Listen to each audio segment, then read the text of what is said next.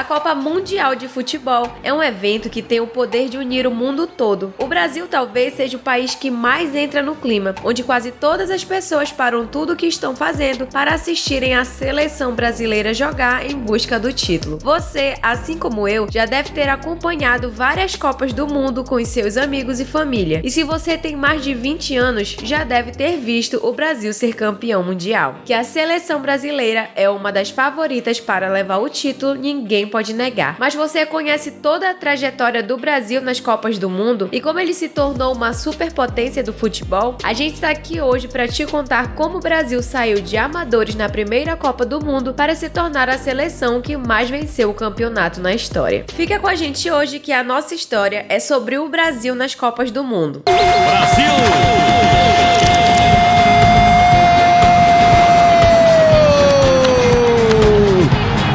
Para contarmos a história da Copa do Mundo, temos que falar primeiro do esporte que deu origem a ela, o futebol. Apesar do futebol parecer ser um esporte recente, existem indícios de um jogo praticado pelos astecas há 3.000 anos atrás que lembrava muito o futebol que conhecemos hoje, com uma pequena diferença de que o capitão do time perdedor era sacrificado aos deuses. Existem outras culturas que também praticavam algum tipo de esporte com bola nos pés, como a chinesa, a japonesa e a grega. O futebol moderno, como a gente conhece hoje, surgiu na Inglaterra durante o século XIX.